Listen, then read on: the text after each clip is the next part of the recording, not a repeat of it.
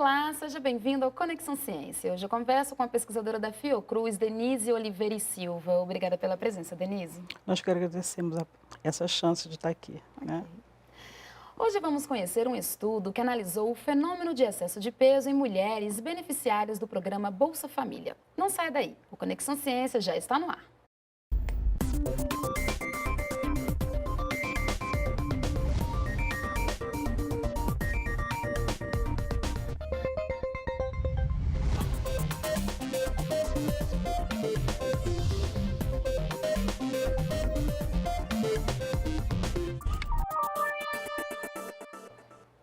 Segundo estudos, houve no Brasil, entre os anos de 2006 e 2016, um aumento significativo da obesidade em adultos, principalmente em mulheres. Os motivos para esse aumento podem ser vários, entre eles aspectos históricos, sociais, econômicos, biológicos e culturais. Denise, então a Fiocruz realizou, né, uma pesquisa da qual Sim. você coordenou, que levantou dados importantes para entender melhor o fenômeno do excesso de peso, né, e da obesidade em mulheres beneficiárias do programa Bolsa Família, né? Como surgiu a ideia de fazer essa pesquisa? Bem, ela parte de uma percepção nossa que a descrição do fenômeno de excesso de peso era muito limitada a grandes pesquisas populacionais e ela não permitia com que a gente pudesse entender o fenômeno em sua gênese, que não tem apenas a visão biológica, né? Eu acho que isso tem a ver também com uma formação de compreender que existem fatores para além da biologia que vão determinar fenômenos de saúde. Eu acho que Sim. essa foi a grande questão. A outra é que esse fenômeno de excesso de peso e obesidade, ele tem avançado no Brasil dentro de uma categoria conceitual chamada pandemia. Ele já não é mais uma epidemia, ele é uma pandemia pela sua própria magnitude, que atinge às vezes a 50%, 60% da população em algumas circunstâncias, Uhum. e avança na população pobre. Eu acho que essa foi talvez a grande questão que leva a gente a poder estudar isso, fazendo um recorte em mulheres e, e mulheres pobres, né? Sim. E aí a gente tem programas, né, que atuam sobre esse grupo populacional, Uhum. né? Hoje nós temos o CadÚnico, que é um banco de dados que reúne informações de acesso a programas sociais. Então nós fomos trabalhar exatamente com um recorte de pessoas beneficiárias que estão cadastradas no CadÚnico, e com isso nós fomos juntar esse banco de dados com um outro banco de dados, que é do Ministério da Saúde, que é do Uhum. Sistema de Vigilância Alimentar e Nutricional, para buscar a relação entre mulheres pobres e excesso de peso e obesidade. Então, a gente Uhum.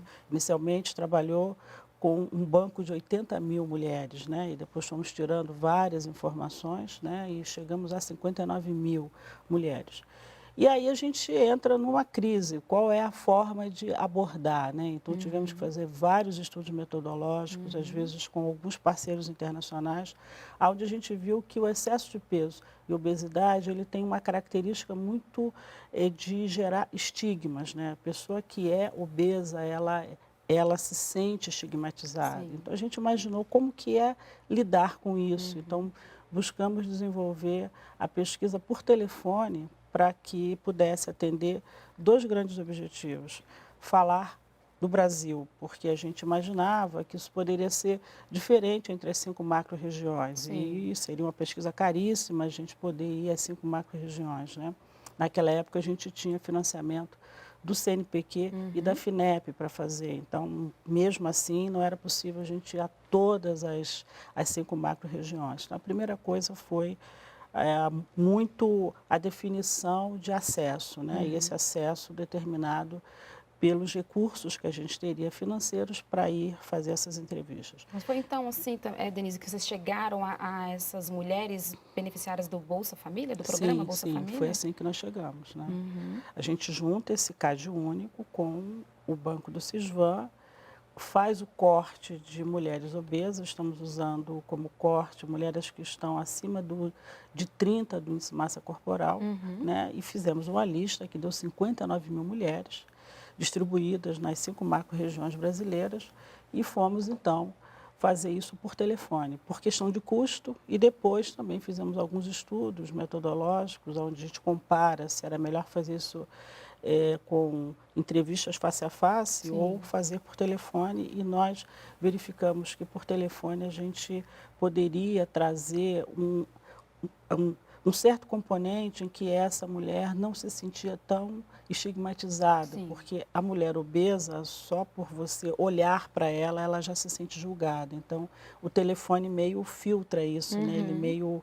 Ele meio cria uma certa barreira, né? Em que a relação é pela voz. Então, a gente trabalha também só com entrevistadores mulheres. A Uhum. gente não faz isso com entrevistadores homens, porque a gente fez alguns testes também e verificou que se um homem pergunta à mulher sobre alguns fatores relacionados a essa gênese do excesso de peso, e na verdade Uhum. nós estamos trabalhando com o percurso biográfico disso, né? Desde quando ela era pequena até o momento atual. O Uhum. homem parece que limita ela a falar com maior leveza, Uhum. com maior liberdade. Então, a gente trabalha com estudantes, todas elas mulheres, de Sim. cursos de nutrição, enfermagem e ciências sociais, antropólogas, sociólogas, Uhum. para fazer isso. Agora falando um pouquinho mais dessa metodologia, né, a ideia foi ouvir delas a própria história de vida delas, não é isso? Exatamente, exatamente, Uhum. exatamente. Porque qual é a forma que a gente hoje avalia se uma pessoa é obesa? É pelo peso. Só que a gente tem uma máxima que o peso conta uma história. Ele conta uma história de vida. Sim. E o que a gente verifica é que à medida que você faz esse corte, apenas usando um indicador que é real, é físico, né? Ele não é suficiente para contar sobre aquilo, né? E é muito importante até para um diagnóstico e até para uma perspectiva de cuidado e de cura que você entenda como que esse corpo se tornou obeso. E que tipo, né, então, de informações que vocês se depararam? Olha, eu acho que a primeira é a vida que estas mulheres têm. Nós estamos falando de mulheres pobres, né? E que serem, assim, por serem beneficiárias do CAD único, elas têm acesso a vários programas, um deles o programa Bolsa Família, né. Sim.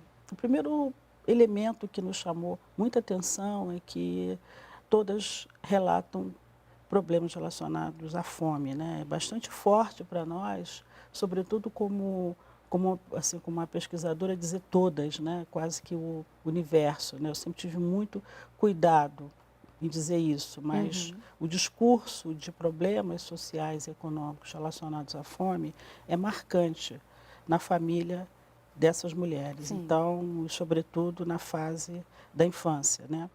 E toda a dificuldade que elas vão ter, e não é elas somente, a família da onde elas emergem, traz toda aquela dificuldade, né.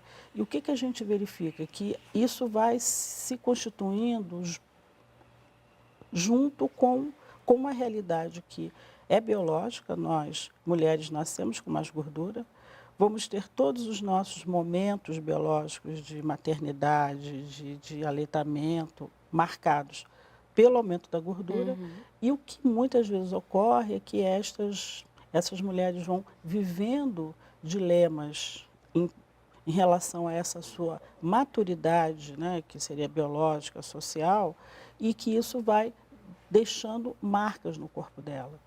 E muitas vezes elas situam como fator quase que fundamental a gravidez, aonde elas vão ganhando peso, né, e vão tendo filhos com intervalos interpartais curtos, às vezes com menos de 12 meses, né, Sim. e isso faz com que elas não consigam voltar ao seu corpo, ao seu peso Uhum. inicial antes assim da gravidez.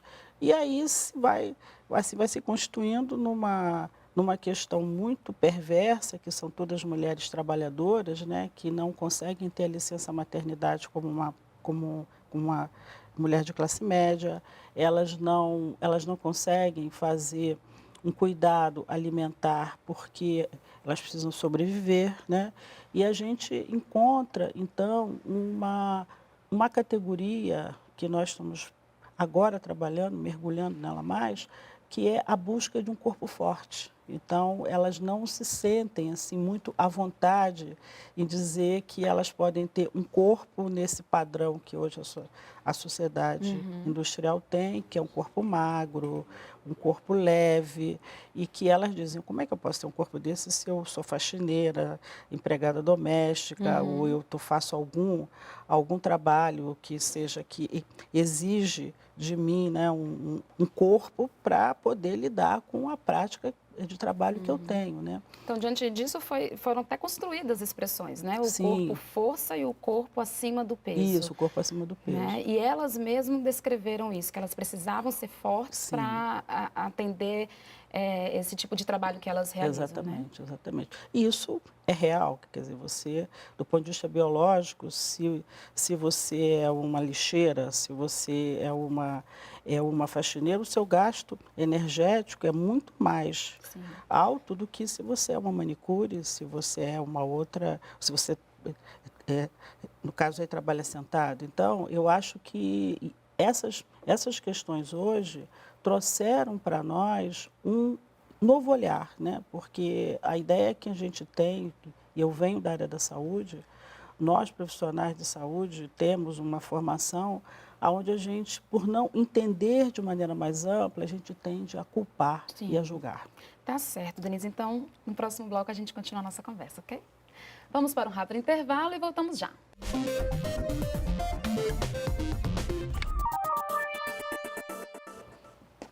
Estamos de volta com o Conexão Ciência. Hoje eu converso com a pesquisadora da Fiocruz, Denise Oliveira e Silva. Denise, durante a pesquisa vocês se depararam com alguns tabus linguísticos, né? O que são esses tabus? Tabus linguísticos, eles são sempre uma negação, né? Eles têm um caráter de proibição, né? A palavra tabu, ela tem uma ligação com isso, do ponto de vista antropológico. Existem Uhum. vários estudos que vão verificar tabus de toda a ordem, né? Nós encontramos dois tabus linguísticos. O primeiro foi o tabu linguístico da fome, né?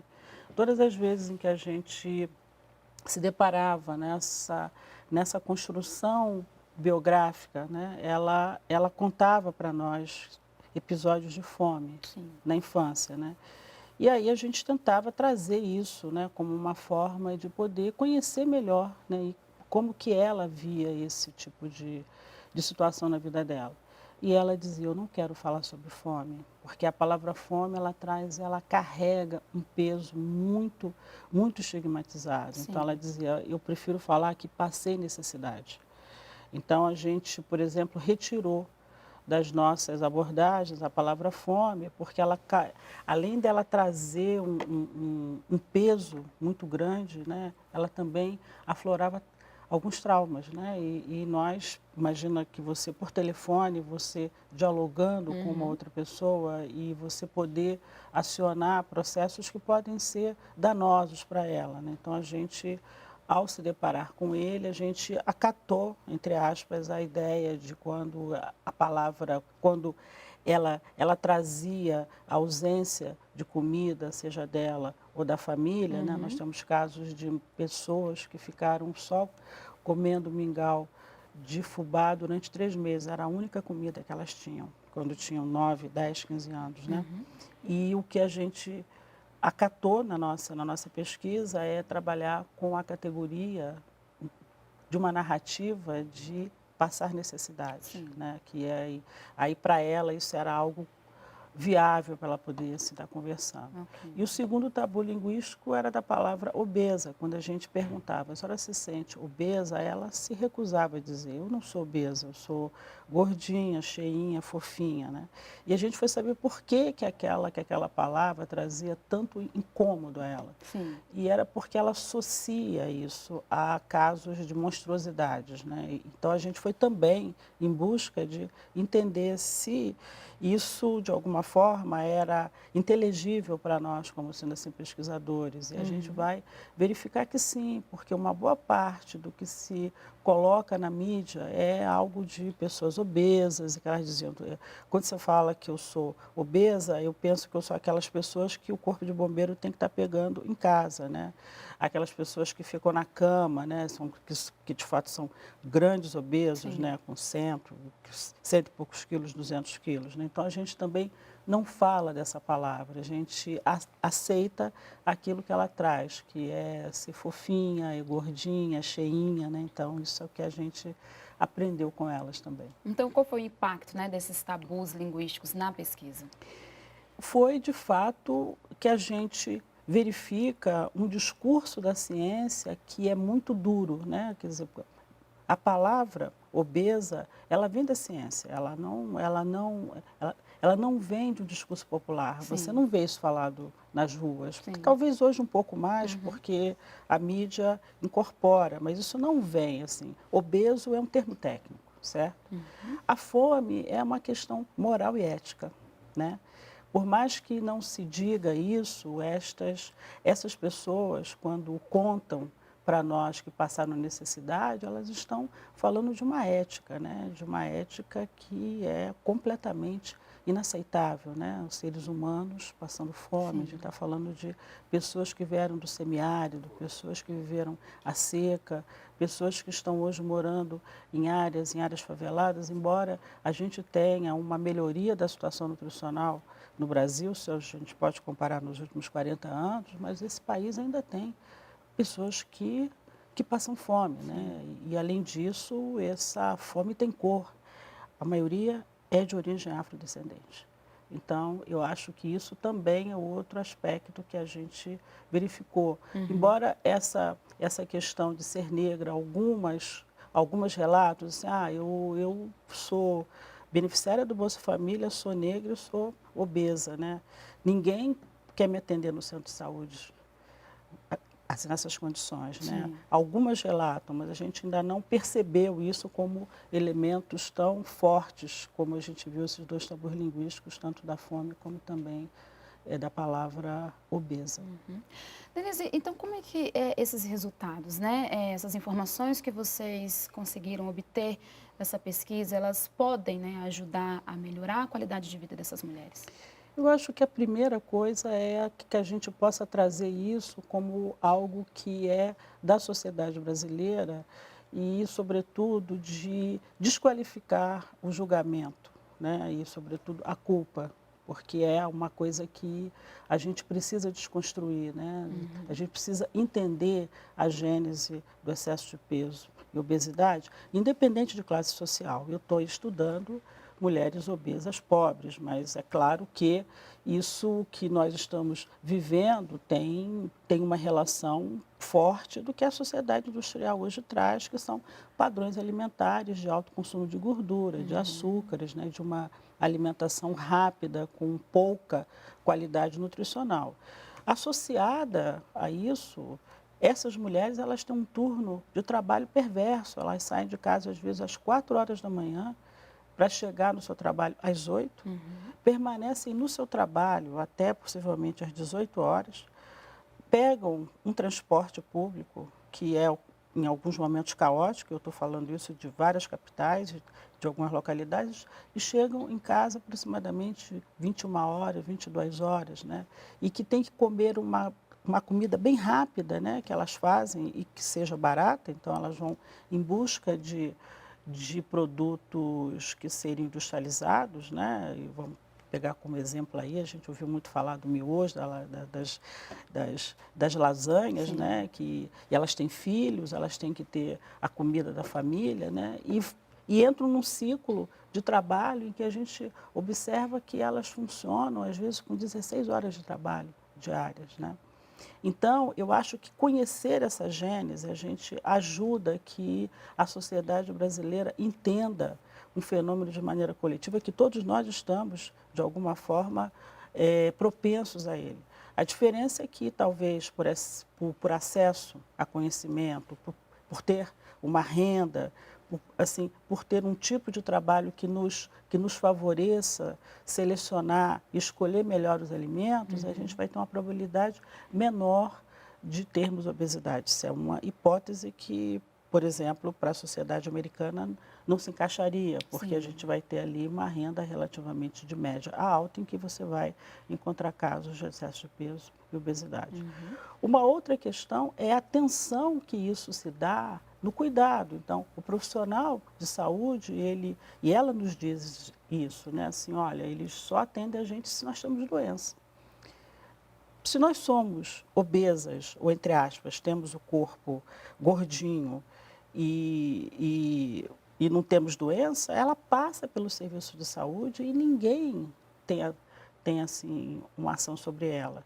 Existem boas iniciativas no governo Sim. hoje. Eu acho que o Ministério da Saúde tem várias iniciativas com a academia de saúde, a gente vê avanços, né? Mas ainda restritos, sobretudo por essa magnitude dessa pandemia de excesso de peso e obesidade, porque essas mulheres estão em horário de trabalho, né? E um dos aspectos que a gente traz também é que corpo é esse que nós estamos defendendo.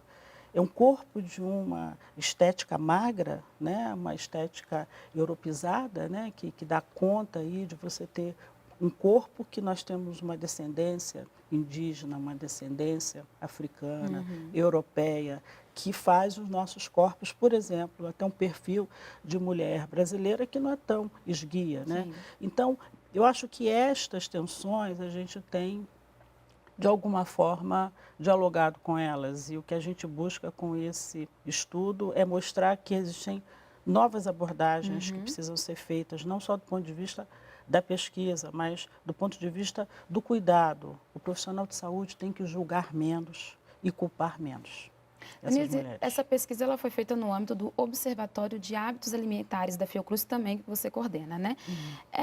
Que tipo de estudos, né, além, né, por exemplo, dessa pesquisa que foi realizada, são feitos no âmbito desse observatório? A gente tem tentado há cerca de 10 anos, né, trazer uma categoria de compreensão que não está restrito a pesquisas que são clássicas dentro do campo da alimentação, que são pesquisas de consumo alimentar que vão medir o que você consome em termos energéticos, em termos de nutrientes. Eu acho que são aquelas pesquisas clássicas extremamente importantes, né, que até o país precisa desenvolver mais, mas a gente vê que isso não representa, por exemplo, como que esse processo de escolha alimentar se dá. Então, a gente sabe muito pouco disso no Brasil.